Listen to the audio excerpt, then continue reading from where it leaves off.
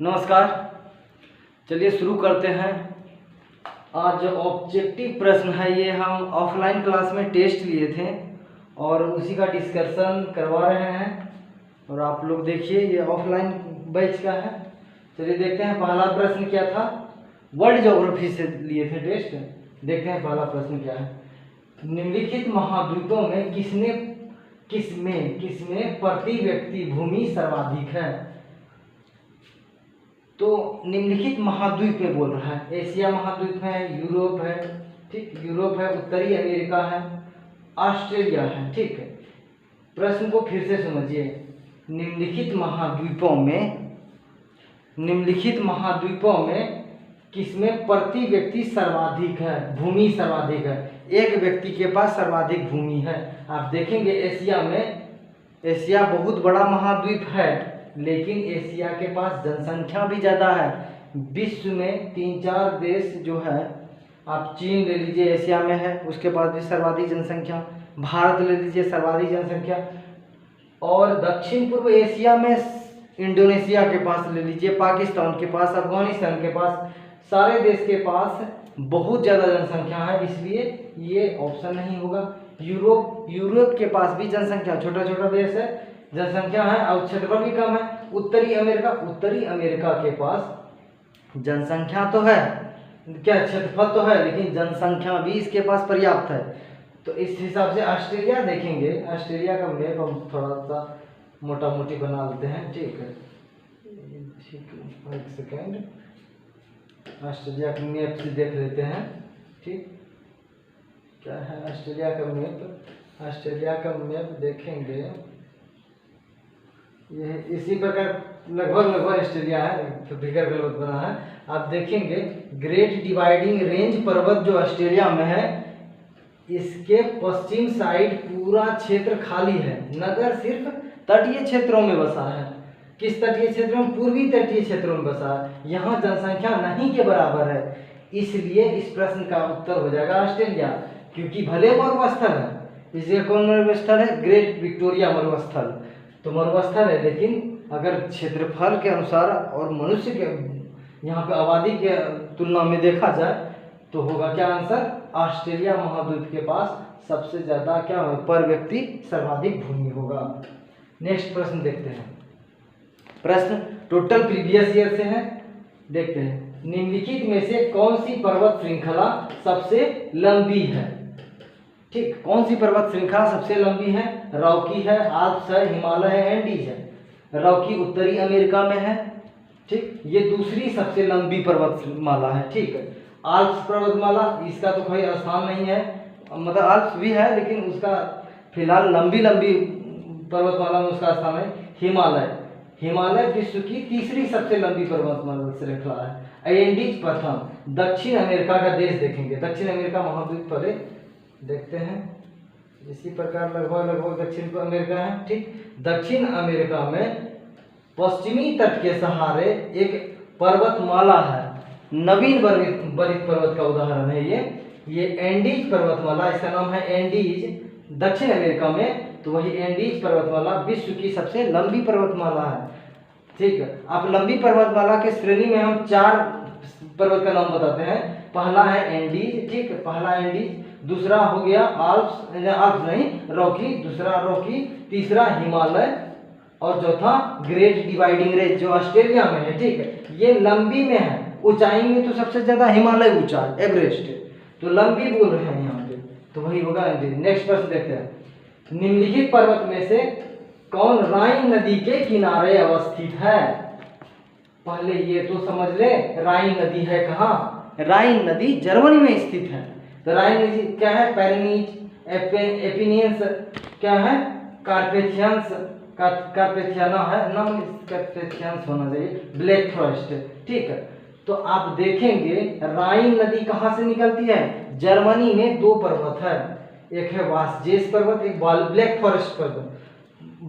Forest पर्वत, ठीक है। इस दोनों के बीच से भ्रंश घाटी से निकलती है नदी का नाम क्या है? राइन नदी। क्या नाम है? राइन नदी। तो कहाँ से पर्वतमाला में कौन राइन नदी के किनारे स्थित है? तो राइन नदी ब्लैक फॉरेस्ट पर्वतमाला, तो ब्लैक फॉरेस्ट पर्वतमाला के हिस्सा में क्या स्थित, राइन नदी। कहाँ पे, जर्मनी में भ्रंश घाटी में बहती है। जैसे हमारे देश में नर्मदा नदी भ्रंश घाटी में बहती है। भारत में 3 नदी भ्रंश घाटी से बहती है, नर्मदा नदी, ताप्ती नदी और दामोदर नदी। दामोदर नदी छोटा नागपुर पठार के भ्रंश घाटी में बहती है। ठीक, नेक्स्ट प्रश्न देखते हैं। 5 नंबर क्या है, निम्न 4 नंबर क्वेश्चन है, निम्न में से कौन सा प्राचीन वलित पर्वत नहीं है। इस पॉइंट को गौर कीजिएगा, प्राचीन बोल रहा है, नवीन नहीं बोल रहा है, प्राचीन बोल रहा है, प्राचीन नहीं है। यूराल क्या है, यूराल है, अरावली है, एंडीज है, अपलेशियन है। यूराल पर्वत भी प्राचीन पर्वत है। वलित पर्वत सारे हैं, ये सारे वलित पर्वत के उदाहरण हैं, लेकिन यूराल पर्वत जो वलित पर्वत है ये प्राचीन है। अरावली तो जानते हैं सबसे प्राचीन है, अवशिष्ट पर्वत का तो उदाहरण है। एंडीज पर्वत, एंडीज पर्वत जो दुनिया की सबसे लंबी पर्वतमाला है, दक्षिण अमेरिका महाद्वीप में है, ये नवीन वलित पर्वत का उदाहरण है। और अपलेशियन पर्वत जो है, अपलेशियन पर्वत भी वलित पर्वत है, लेकिन क्या है, अपलेशियन पर्वत प्राचीन वलित पर्वत है। यहाँ प्राचीन वलित पर्वत नहीं है, ये तीनों प्राचीन वलित पर्वत है। एंडीज पर्वत नवीन वलित पर्वत है। यही विविधता आपको देखना पड़ेगा। प्रीवियस ईयर का प्रश्न था, ये नहीं सोचिएगा कि प्रश्न पूछेगा कि नहीं पूछेगा, सारा पूछा जा चुका है भाई।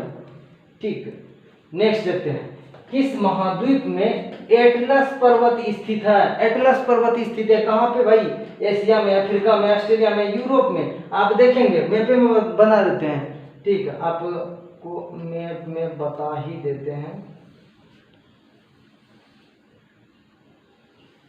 ठीक है, ये अफ्रीका महाद्वीप है।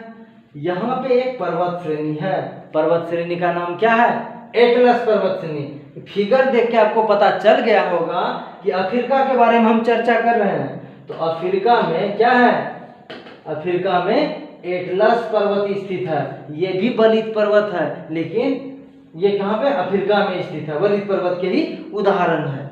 ठीक, एटलस पर्वत कहाँ पे, अफ्रीका में है। नेक्स्ट प्रश्न देखते हैं, स्पेन और फ्रांस के मध्य, किसके बीच, स्पेन और फ्रांस के मध्य कौन सा पर्वत सीमा बनाती है। जूरा पर्वत, पेरिनीज पर्वत, क्या है, पेरिनीज पर्वत, कार्पेथियस पर्वत, काकेशस पर्वत।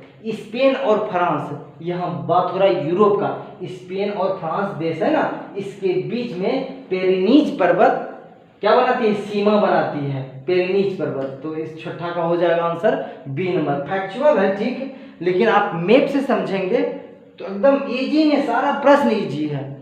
तो मैप से सारे प्रश्न हैं। एक्चुअली हम मैप पढ़ा चुके हैं बच्चे को अपने ऑफलाइन बैच में, और उसी का टेस्ट आज लिए थे, बच्चा का अच्छा जवाब भी रहा। और देखते हैं नेक्स्ट प्रश्न देखते हैं। आप लोग भी उत्तर देने का प्रयास कीजिए, आपसे कितना उत्तर आप इस वीडियो के अंतर्गत दे पाते हैं उसका भी आकलन कीजिए। संसार का छत किसे कहते हैं, बहुत आसान सा सवाल है।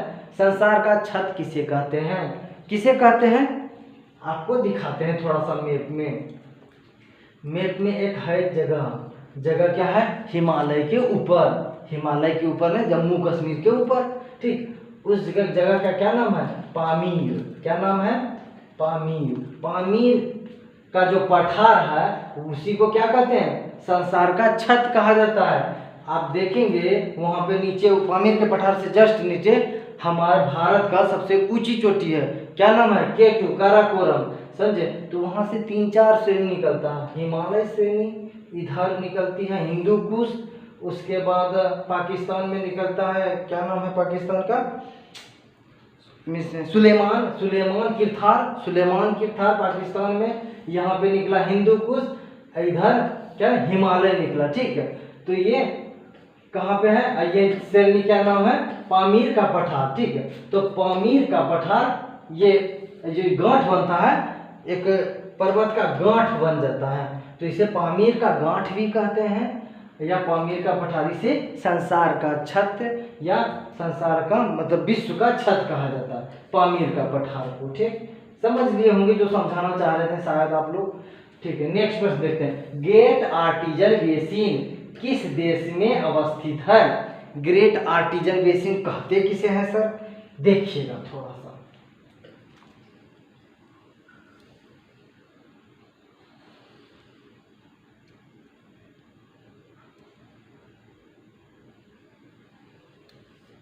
फिगर थोड़ा आपको फिगर थोड़ा गलत बन रहा है, ठीक है, थोड़ा हम काम नहीं कर पा रहे हैं। इस जगह ग्रेट डिवाइडिंग रेंज पर्वत है, फिगर ऑस्ट्रेलिया का बनाए हैं, ठीक। यहाँ पे एक मरुस्थल है, मरुस्थल पठारीय है, ठीक है। पठार किसे कहते हैं? पहाड़ की तरह ऊंचा हुआ क्षेत्र, ऊपर से समतल मैदान। तो ये ग्रेट विक्टोरिया क्या है? ग्रेट विक्टोरिया मरुस्थल जो है पठारीय मरुस्थल है, पठार की तरह ऊंचा है लेकिन क्या है? मरुस्थल है। और उसके बाद इधर क्या है? ग्रेट डिवाइडिंग रेंज पर्वत है। इस दोनों के बीच में एक घाटी नुमा थाला नुमा क्षेत्र पाया जाता है जिसे बेसिन कहते हैं, समझे। और ये भी बहुत बड़ा, ऑस्ट्रेलिया में देखेंगे आप सब चीज का नाम ग्रेट से स्टार्ट होता है। Great Victoria, great dividing range, इस ग्रेट लगे तो आप समझ जाइएगा ऑस्ट्रेलिया का बात हो रहा है। मैक्सिमम बात में ऐसे किसी भी देश में हो सकता है लेकिन मैक्सिमम जगह ग्रेट ऑस्ट्रेलिया में ही लगा है। तो इस जगह बेसिन नुमा है, ये क्षेत्र भी ऊंचा है, ये क्षेत्र तो पहाड़े है, ग्रेट डिवाइडिंग रेंज पर्वत है, लेकिन ये क्षेत्र है थालानुमा, जैसे भारत में उत्तर भारत का मैदान देखेंगे प्रायद्वीपीय पठार ऊंचा है, उसके बाद हिमालय तो और ऊंचा है, और क्या होता है बीच में थालानुमा क्षेत्र जहाँ बाढ़ आता है। इसी तरह इस क्षेत्र में क्या होता है? ये बहुत बड़ा बेसिन नुमा है। तो बेसिन नुमा क्या है? इसका नाम क्या है? Great Artesian basin.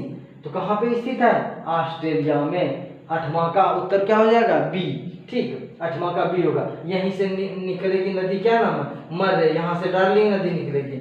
मर्रे डार्लिंग नदी कहाँ बहती है? ऑस्ट्रेलिया में बहती है।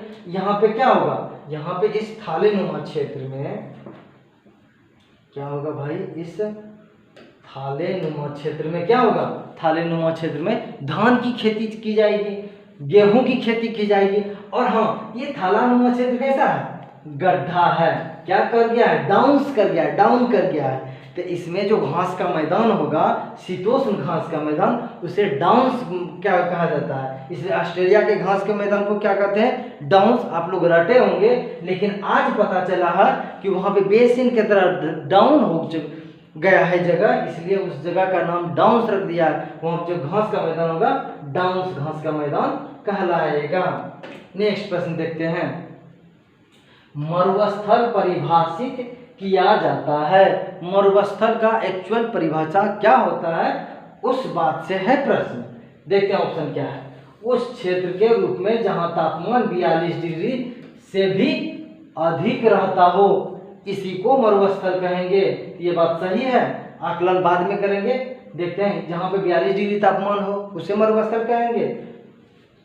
नेक्स्ट है, कोई पादप न पाया जाता हो। पादप किसे कहते हैं? प्लांट, पौधा पाया नहीं जाता हो उसे मरुस्थल कहेंगे। वार्षिक वर्षा 25 सेंटीमीटर से कम होती हो उसे मरुस्थल कहेंगे। बालू के टीले को की प्रधानता हो उसे मरुस्थल कहेंगे। इसमें से कौन सा सही है? ना 42 डिग्री टेम्परेचर होना चाहिए, ये तो कांगो नदी घाटी में भी 42 पहुंच जाता है, क्या उसे मरुस्थल कहेंगे? नहीं भाई। तो ये आंसर ऑप्शन गलत है। कोई पादप ना पाया जाता हो, ऐसा कोई बात नहीं है। पादप भी पाया जाएगा मरुस्थल में। कैसा? कटीलेदार झाड़ियों वाला वृक्ष पाया जाता है। बालू के टीले की प्रधानता हो, कोई जरूरत नहीं है बालू हो। अगर उस क्षेत्र में जहां की वार्षिक वर्षा 25 सेंटीमीटर से कम हो, उस क्षेत्र को हम लोग मरुस्थल कहेंगे। तो इसलिए अब विश्व का सबसे बड़ा मरुस्थल जो है धरती पे, वो कहाँ है? दक्षिणी ध्रुव में, अंटार्कटिका। वो कैसा मरुस्थल है? शीत मरुस्थल है, वहाँ बर्फ से ढका हुआ है। लेकिन अगर गर्म मरुस्थल की बात करें तो गर्म मरुस्थल अफ्रीका में है। जगह का नाम क्या है? सहारा मरुस्थल, जो विश्व का सबसे बड़ा गर्म मरुस्थल है या गर्म या मरुस्थल है। वहाँ पे 25 सेंटीमीटर से कम वर्षा होगा। कहाँ पे? अफ्रीका में, ठीक। नेक्स्ट प्रश्न देखते हैं। दस्त एलूट अवस्थित है। कहाँ पे दस्त एलूट अवस्थित है? दस्त एलूट कहते किसे हैं? पहले ये तो जान देते हैं। एशिया का एक देश है, देश का क्या नाम है? ईरान। ईरान में 2 मरुस्थल है, एक है दस्त एलूट, दूसरा है दस्त ए कबीर। दस्त एलूट और दस्त ए कबीर, कबीर को लिख देते हैं कबीर, ठीक। दस्त एलूट और दस्त ए कबीर 2 मरुस्थल है। कहाँ पे स्थित है भाई? ईरान में। ईरान कहाँ है? एशिया में स्थित है। तो एशिया भी ऑप्शन में रहता तो एशिया मारेंगे, ईरान है तो ईरान बहुत अच्छी बात है। तो दस्त-ए-लूट और दस्त-ए-कबीर कहाँ पे है? एशिया में है। और भारत में कौन है? भारत में कौन है आप लोग कमेंट बॉक्स में बताइएगा। राजस्थान में जो है। नेक्स्ट प्रश्न देखते हैं, आटाकामा रेगिस्तान कहाँ पर है? आटाकामा मरुस्थल कहाँ पे है? एशिया है, दक्षिण अमेरिका है, अफ्रीका, उत्तरी अमेरिका है। तो इस प्रश्न का उत्तर आपको मैप में समझाते हैं। सर आपके पास एक सेकेंड, डिजिटल बोर्ड है तो डायरेक्ट निकाल दीजिए, समय ज़्यादा लगेगा, इसलिए हम बना सकते हैं। फिगर हम बना लेते हैं, ठीक है, फिगर हम बना लेते हैं, ठीक है। ये दक्षिणी अमेरिका है, ठीक है। दक्षिणी अमेरिका में एंडीज पर्वतमाला विश्व की सबसे लंबी पर्वतमाला है। यहीं पे क्या है? देश है चिली देश है। चिली देश में एंडीज पर्वतमाला पे ऊंचाई पे स्थित है आटाकामा मरुस्थल है। कहाँ पे? दक्षिण अमेरिका में। तो इस प्रश्न का उत्तर क्या हो जाएगा? दक्षिण अमेरिका। एक्चुअली दक्षिण अमेरिका में 2 मरुस्थल है। इस जगह क्या है? आटाकामा मरुस्थल, और यहाँ पे अर्जेंटीना में नीचे है पेंटागोनिया का मरुस्थल। क्या है? पेंटागोनिया का मरुस्थल। तो दक्षिण अमेरिका में 2 मरुस्थल, आटाकामा, पेंटागोनिया, एकदम इजी बात है। मैप में पढ़िएगा, हम मैप का क्लास स्टार्ट करेंगे, आपको ऑनलाइन भी पढ़ा देंगे, ऐसे ऑफलाइन पढ़ा रहे हैं हम मैप, और बच्चा को समझ में भी आ रहा है और अच्छा रिस्पॉन्स भी रहा है। चलिए नेक्स्ट देखते हैं। तो दक्षिण अमेरिका इस प्रश्न का उत्तर हो जाएगा। अब देखें यहाँ पे चिली में है, दक्षिण अमेरिका में आटाकामा मरुस्थल। ये मरुस्थल एंडीज पर्वतमाला के हिस्से में है। नेक्स्ट प्रश्न देखते हैं, निम्नलिखित में से कौन सा शीतोष्ण कटिबंधीय मरुस्थल है? कौन सा शीतोष्ण कटिबंधीय मरुस्थल है? पहले तो ये जान लीजिए शीतोष्ण कटिबंध कहते किसे हैं? धरती है गोल, ठीक। यहाँ पे क्या होगा भाई? 0 डिग्री विषुवत रेखा, 23.5 डिग्री दक्षिणी अक्षांश रेखा को क्या कहते हैं? मकर रेखा। और 23.5 डिग्री उत्तरी अक्षांश रेखा जो भारत के बीचों बीच से गुजरी है, भारत के 8 राज्य से गुजरी है, उसे क्या कहते हैं? मकर रेखा। क्या कहेंगे? कर्क रेखा कहेंगे। कर्क रेखा मकर रेखा होगा। तो उसके बाद 66.5 डिग्री एक रेखा होता है, ठीक है। 66.5 डिग्री उत्तरी अक्षांश रेखा, 66.5 डिग्री दक्षिणी अक्षांश रेखा। 0 से 23.5 डिग्री उत्तरी और 0 से 23.5 डिग्री दक्षिणी। इस क्षेत्र को उष्णकटिबंधीय क्षेत्र कहा जाता है। और 23.5 से 66.5 दक्षिणी और 23.5 से 66.5 उत्तरी, दोनों के मध्य भाग को शीतोष्ण कटिबंधीय क्षेत्र कहा जाता है। तो इस क्षेत्र में कौन सा मरुस्थल है, इसी के बारे में पूछ रहा है। ऑप्शन है अरब मरुस्थल, नहीं जी, वो तो उष्णकटिबंधीय मरुस्थल है। आटाकामा मरुस्थल, नहीं जी, दक्षिण अमेरिका में है, तो ये भी क्या उष्णकटिबंधीय मरुस्थल है। कालाहारी मरुस्थल, ये भी उष्णकटिबंधीय है। कहाँ पे? बोत्सवाना में है, अफ्रीका। पेंटागोनिया मरुस्थल, ये होगा पेंटागोनिया मरुस्थल कहाँ है? अर्जेंटीना में है। अभी तुरंत दिखाए थे दक्षिण अमेरिका महाद्वीप, एंडीज पर्वतमाला, अर्जेंटीना देश है इस जगह। यहाँ पे एक मरुस्थल स्थित है। मरुस्थल का क्या नाम है? पेंटागोनिया मरुस्थल। ये मरुस्थल कहाँ से है? 23.5 डिग्री के नीचे है। तो ये क्षेत्र कौन सा होगा? शीतोष्ण कटिबंधीय क्षेत्र होगा। ग्लोब में आप लोग को बताएं, समझ में आ गया होगा शायद। नेक्स्ट प्रश्न देखते हैं, निम्नलिखित में से कौन सा शीतोष्ण घास का मैदान नहीं है? क्या पूछ रहा है भाई? कौन सा शीतोष्ण घास का मैदान नहीं है? पंपास। सर ये तो शीतोष्ण घास का मैदान है, ये तो सही है। पंपास वेल्ड शीतोष्ण घास का मैदान। डाउन्स ऑस्ट्रेलिया का शीतोष्ण घास का मैदान जो बताएं, डाउन हो गया भूमि, वहां पे घास होगा, उस क्षेत्र का घास के मैदान को डाउन्स बोलती है। सवाना, ये अफ्रीका या क्या अफ्रीका में होगा। ये उष्णकटिबंधीय घास का मैदान है। कैसा होगा भाई? लंबा लंबा पत्ता होगा इसका, समझे। उष्णकटिबंधीय क्षेत्र में क्या होता है? उष्णकटिबंधीय क्षेत्र में क्या होता है कि आपको जंगल वर्षा वन पाया जाएगा, लेकिन उसके दोनों तरफ जो संक्रमित क्षेत्र होता है वहाँ पे लंबी झाड़ियाँ निकलेगी, जिसे क्या कहेंगे, सवाना। वहाँ पे हिरन रहेगा, विल्डबीज रहेगा। आप YouTube पे देखिए, YouTube नहीं डिस्कवरी चैनल पे देखिए, वहाँ पे पता चलेगा सवाना क्षेत्र में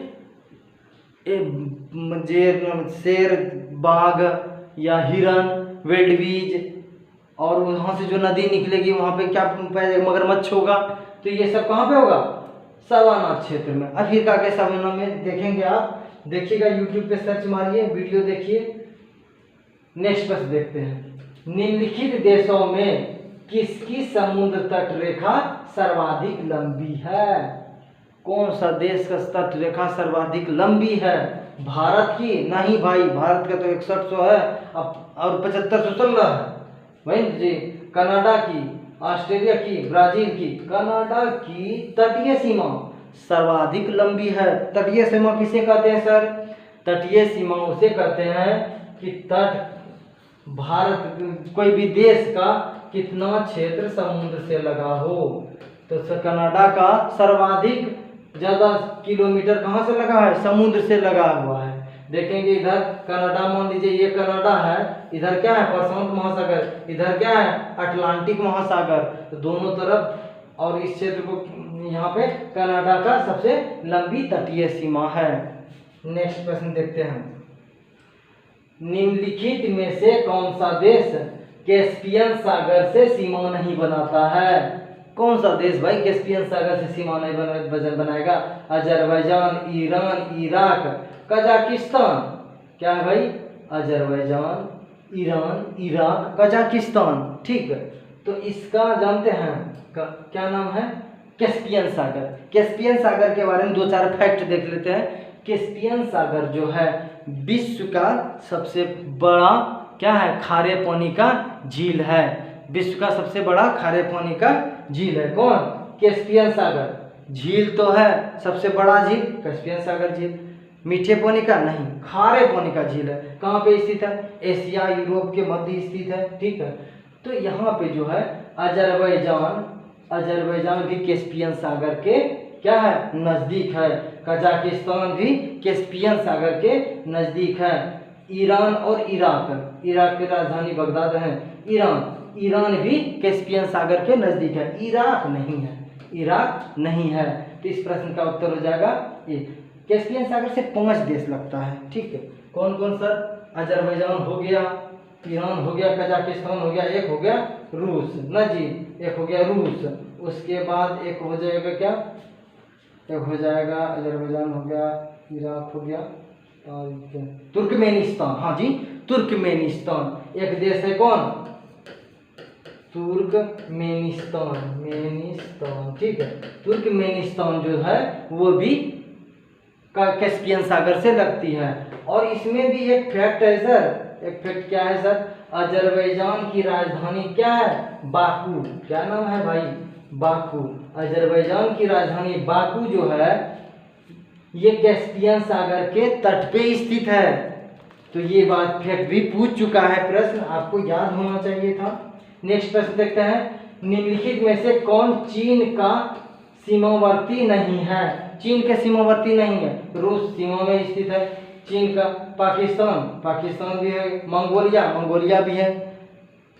बुल्गारिया नहीं है। बुल्गारिया यूरोपीय देश है। बुल्गारिया कहाँ पे? चीन के सीमा से नहीं लगती है। नेक्स्ट प्रश्न देखते हैं, निम्न देशों में से कौन सा एक स्थलरुद्ध देश है? स्थलरुद्ध देश कौन है सर? स्थलरुद्ध देश किसे कहते हैं? ऐसा देश जिसका सीमा समुद्र से नहीं लगी हो। ऐसा देश जिसकी सीमा समुद्र से नहीं लगी हो, मतलब चारों तरफ उसका देश है। जैसे अफगानिस्तान ले लीजिए, मंगोलिया ले लीजिए, तुर्कमेनिस्तान ले लीजिए, उज्बेकिस्तान ले लीजिए। ये सब देश जो है चारों तरफ से कोनों देश बाउंड्री बना के है, उसका समुद्र से सीमा नहीं लगता है। जैसे पेरू ले लीजिए, सूरीनाम ले लीजिए, उरुग्वे ले लीजिए, ये तीनों देश का सीमा समुद्र से लगती है। लेकिन बोलिविया जो है कहाँ पे? दक्षिण अमेरिका का देश, वहाँ पे बोलिविया जो है, बोलिविया स्थलरुद्ध देश है, मतलब उसका सीमा कहाँ से नहीं लगती है? कोई भी महासागर से या तटीय सीमा समुद्र से नहीं लगती है। किसका? बोलीविया का। और पेरू और बोलीविया से एक और फैक्ट देख देते हैं सर। पेरू और बोलीविया के बीच बाउंड्री पे स्थित है, विश्व की सबसे ऊंचाई पे स्थित है। कौन सी पर्वत पे सर? एंडीज पर्वतमाला पर स्थित एक क्या है? झील है। झील का क्या नाम है? अटकना है। झील का नाम है क्या? नाम है सबसे ऊंचाई पर स्थित झील। रुकिए एक सेकंड, झील का नाम क्या है? एकदम मुंह में याद है, एक सेकंड देख लेते हैं, कोई दिक्कत नहीं है। एकदम एकदम याद है हमको, लेकिन ना होता है मिस कर जाते हैं, भूल। पेरू और बोलीविया की टीटीकाका झील, टीटीकाका झील एकदम याद था हमको, मुंह से नहीं निकल पाता है। एक्चुअली क्या होता है, वीडियो बनाते समय बहुत प्रेशर रहता है कि क्या शूट हो रहा है, कहीं गलत नहीं हो जाए। इस बार टीटीकाका झील, समझे? ये टीटीकाका झील जो है कहाँ पे? पेरू और बोलीविया के बॉर्डर पे है। ये सबसे ऊंचाई पर स्थित नौकागामी झील है। नाव चलाएगा यहाँ पे, समझे? सबसे ऊंचाई पे नौकागामी झील है। कहाँ पे? पेरू और बोलीविया दक्षिण अमेरिका में स्थित है, वहीं पे टीटीकाका झील। काफी आसान था टीटीकाका झील, लेकिन क्या कीजिएगा, दिमाग से उतर जाता है। सागरीय लवणता का मुख्य स्रोत है। सागरीय लवणता का मुख्य स्रोत क्या है? सागर का जो पानी नमकीन है उसका मुख्य कारण क्या है? नदियाँ, भूमि, पवन, ज्वालामुखी। तो इसका उत्तर क्या हो जाएगा? भूमि। भूमि की लवणता को लेके नदी समुद्र में प्रवाहित होती है, समझे? तो इसका मुख्य रीजन क्या होगा? नदी कहाँ से? भूमि से प्रवाहित हुई लवणता लेके, और कहाँ पे उजड़ेगी? समुद्र में जाके क्या करी? वहाँ पे दे दिया। अब ये घटना सब दिन हो रहा है, जब से पृथ्वी बना है तब से ये घटना हो रहा है। समुद्र का नाम पानी क्या होगा? खारा हो गया। नदियाँ बोलेगा, नदी नहीं हो सकता है, क्योंकि नदियाँ ये वाहक के रूप में कार्य करती है ना, होता है एजेंट हो गया। भूमि का खारा को लेके नदियाँ लेके कहाँ गई? समुद्र में। तो नदी तो एजेंट के रूप में काम किया है, लेकिन मुख्य वाहक कौन है? भूमि है। भूमि करेगा मुख्य स्रोत। भूमि अपना लवणता समुद्र में छोड़ रहा है। ये जब से पृथ्वी बना है और जब से ये सब घटना हो रहा है, मतलब ऐसे कार्बोनिफेरस युग में तो ऐसा नहीं हुआ होगा, लेकिन जब से जल बना है, जब से धरती है, नदी चल रही, बारिश हो रहा है, उस समय से आज तक ये घटना निरंतर चलती आ रही है। समुद्र का पानी क्या हो गया? खारा हो गया सर, लवण युक्त हो गया। समझ में आ गया होगा? इस प्रश्न का उत्तर हो जाएगा भूमि, समझे? नदी वाहक के रूप में कार्य करता है। आप लोग को समझ में ये बात आना चाहिए।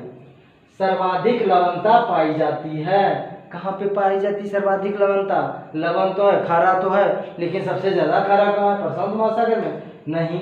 हिंद महासागर में? नहीं। भूमध्य सागर में? नहीं। मृत सागर में? मृत सागर में इतना ज्यादा लवणता है कि मृत सागर में कोई जीव रहबे नहीं करेगा। काहे कि इतना खारा पानी में सब जीव मर जाएगा, इसलिए उसका नाम क्या रख दिया? डेड सी या मृत सागर। तो मृत सागर में ऑब्वियसली आपको उत्तर पता चलना है, डायरेक्ट यहाँ से देखें, खारा पानी में कोई जीव सर्वाइव कर पाएगा? नहीं सर्वाइव कर, सब मर गया, इसलिए नाम क्या रख दिया? मृत सागर। देखते हैं नेक्स्ट क्वेश्चन। विश्व का सबसे गहरा समुद्री गर्त है। सबसे गहरा समुद्री गर्त कौन है? मिरियाना गर्त सर। कहाँ पे स्थित है? प्रशांत महासागर सर, फिलीपाइंस द्वीप के पास प्रशांत महासागर में। क्या है? नाटहान, चैलेंजर, चैलेंजर, हाँ चैलेंजर जो है इसी को मिरियाना गर्त कहेंगे। प्रशांत महासागर में स्थित है चैलेंजर गर्त, विश्व की सबसे गहरी गर्त है। 11.2 किलोमीटर लगभग 11 साढ़े 11 भी कहीं रहेगा, उस पर विवाद नहीं खड़ा करना है। यहाँ पे 11 किलोमीटर लगभग कितना गहराई है, मतलब हिमालय 8,848 है। अगर हिमालय को भी पलटा देंगे इस गर्त में, फिर भी नहीं डूबेगा हिमालय, इतना गहरा है। नेक्स्ट प्रश्न देखते हैं। निम्नलिखित नदियों में से कौन सी सबसे लंबी है? कौन नदी सबसे लंबी है भाई? अमेजन नदी, आमूर नदी, कांगो नदी, लीना नदी। तो अमेजन नदी सबसे लंबी नदी बोले तो सबसे लंबी नदी तो दिमाग में क्या बात आएगा? नील नदी। लेकिन नील तो सर ऑप्शन में है ही ना है, तो नील के बाद दूसरी लंबी कौन है सर? अमेजन नदी, जो सबसे विशाल भी है। कहाँ पे बहती है सर? ब्राजील देश अगर बोला जाए, दक्षिण अमेरिका में ब्राजील देश ना अपवाह तंत्र में उसके 3-4 देश आ जाएगा, समझे। अमेजन नदी दक्षिण अमेरिका में बनती है, जो विश्व की दूसरी सबसे लंबी नदी है, लेकिन बहाव के दृष्टि से सबसे विशाल नदी अमेजन नदी है, समझे। अपवाह तंत्र सबसे बड़ा अपवाह तंत्र अमेजन नदी का होता है, ठीक। ये अब की बार किस प्रश्न में पूछा गया, नहीं ये प्रश्न नहीं था, तो ये प्रश्न बीएस ईयर का से, समझे। तो ये अमेजन नदी विश्व की सबसे लंबी नदी इन सब में है, ठीक। आमूर कांगो नदी का बेसिन दूसरी सबसे बड़ी है, समझे। अमेजन के बाद दूसरी सबसे बड़ा जल प्रवाह क्षेत्र जो बनाती है कांगो नदी। इसके बाद कौन बनाती है, दक्षिण उत्तरी अमेरिका का नदी है, क्या नाम है नदी का नाम, उत्तरी अमेरिका का नदी का नाम है, क्या नाम है वो नदी का नाम मिस कर रहे हैं, भूल गए, छोड़िए, उस बात को याद आएगा बता देंगे, समझे। नेक्स्ट देखते हैं, निम्नलिखित में से कौन सा देश नील नदी द्वारा अपवाहित नहीं होता है, मतलब नील नदी क्षेत्र के अंतर्गत नहीं आता है। चाड, इथोपिया, केन्या, युगांडा। तो आप देखेंगे इथोपिया, केन्या, युगांडा ये तीनों नील नदी के अपवाह तंत्र के अंतर्गत आते हैं। चाड देश जो है, चाड देश सहारा मरुस्थल के क्षेत्र में पड़ जाते हैं, समझे। अफ्रीका में देखेंगे इसके चाड देश है, चाड ये नील नदी के अपवाह तंत्र में ना है। नील नदी यहाँ से निकलती है विक्टोरिया झील से, उसके बाद कहाँ पे भूमध्य सागर में अपना मुहाना बनाती है। ये चाड देश जो है कहाँ पे, अफ्रीका में, ये चार देश नील नदी के अपवाह तंत्र के अंतर्गत नहीं आता है। सर अपवाह तंत्र किसे कहते हैं ये बात नहीं जानते हैं, आप गौर कीजिएगा। गंगा नदी छोड़िए, अमेजन नदी, गंगा नदी उत्तराखंड से निकलती है, बंगाल की खाड़ी में गिरती है, लेकिन गंगा नदी अकेले नहीं सर, गंगा नदी अकेले नहीं थी। कौन कौन नदी थी सर, इधर से चंबल गई, यमुना आई, 50 नदी, ढेरों नदी देखेंगे, ढेरों नदी आके दोनों तरफ से गंगा नदी में देता है जल, और उसके गंगा नदी कहाँ लेके जाती है, बंगाल की खाड़ी में जाके अपना जल प्रवाहित करती है। इस संपूर्ण क्षेत्र को गंगा नदी का अपवाह तंत्र बोलेंगे। अब समझ में आ गया होगा आप लोग को अपवाह तंत्र। अपवाह तंत्र एक मुख्य नदी होती है, उसकी सारी सहायक नदी के अंतर्गत जितना भी क्षेत्र आएगा सारे उस नदी का, मुख्य नदी का अपवाह तंत्र कहलाएगा। शायद आप लोग समझ लिए होंगे मेरे बात को। नेक्स्ट यही प्रश्न देखते हैं। नेक्स्ट प्रश्न, एशिया की सबसे लंबी नदी है, एशिया की सबसे लंबी नदी कौन है सर, एशिया की सबसे लंबी नदी कौन है, चीन में स्थित है, सिंधु नहीं भाई, ब्रह्मपुत्र नहीं भाई, 2900 किलोमीटर, यांगत्से सिक्योंग ये चीन में स्थित है, चीन सागर में अपना जल गिराती है, तिब्बत के पठार से निकलती है, ये एशिया की सबसे लंबी नदी है। एशिया की दूसरी सबसे लंबी नदी शायद वांगो, हाँ यही है, वांगो नदी, ये भी चीन में है, तिब्बत के पठार से निकलती है, और कहाँ पे जाके पीली सागर में, पीला सागर कहाँ है सर, प्रशांत महासागर में स्थित है, चीन के बगल में, पीला सागर में अपना जल गिराती है, कौन सा, वांगो नदी। तो एशिया की सबसे लंबी नदी यांगत्से सिक्योंग, समझे। नेक्स्ट प्रश्न देखते हैं, निम्नलिखित में से कौन सी नदी भ्रंश घाटी से बहती है, अमेजन, सिंधु, वोल्गा, राइन। अमेजन नहीं सर, सिंधु नहीं सर, वोल्गा नहीं सर, राइन नदी, अभी शुरू में बताए थे, राइन नदी दो पर्वतों के मध्यवर्ती है, वाजेस पर्वत, ब्लैक फॉरेस्ट पर्वत, यहाँ से राइन नदी निकलती है, और एम्स्टर्डम में, रॉटरडम के पास क्या करती है, अपना मोहना बनाती है, वहीं पे एक बंदरगाह है जो पूरा यूरोप का क्या करेगा, सबसे व्यस्ततम बंदरगाह है, क्या नाम है, रॉटरडम बंदरगाह। कहाँ पे, एम्स्टर्डम देश में है, किस सागर में है सर, उत्तरी अटलांटिक सागर में, अटलांटिक सागर है, उत्तरी सागर बोल सकते हैं, उत्तरी अटलांटिक सागर भी बोल सकते हैं, उत्तरी सागर में स्थित है। कहाँ पे, रॉटरडम बंदरगाह, कहाँ पे है भाई, राइन नदी के मुहाने पे। यहाँ पे एक नदी और बह के इधर से आएगी, रूड नदी, समझे। इस पूरा क्षेत्र को रूड प्रदेश बोला जाता है, जर्मनी के। यहाँ पे बहुत सारा खनिज पाया जाएगा, जैसे भारत में सबसे ज्यादा खनिज कहाँ है, छोटा नागपुर पठार में है, जो झारखंड और उड़ीसा के क्षेत्र, पश्चिम बंगाल के क्षेत्र, छत्तीसगढ़ के क्षेत्र में फैला हुआ है क्या, छोटा नागपुर का पठार। छोटा नागपुर पठार सबसे ज़्यादा कहाँ फैला है, झारखंड राज्य में। तो इसलिए छोटा नागपुर पठार को एशिया का या भारत का रूढ़ प्रदेश कहा जाता है। भारत का रूढ़ प्रदेश किसे कहा जाता है, छोटा नागपुर पठार को। ठीक, तो वहां से कहां से, भ्रंश घाटी से बहती है भाई राइन नदी। राइन नदी किस भ्रंश से बहती है, वासजेस और ब्लैक फॉरेस्ट के भ्रंश से बहती है।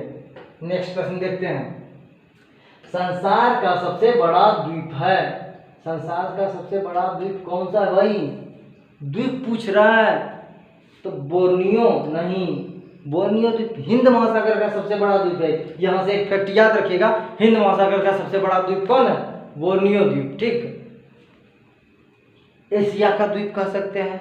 ठीक, ग्रीनलैंड ये विश्व का सबसे बड़ा महाद्वीप है, कहाँ पे स्थित है सर, ये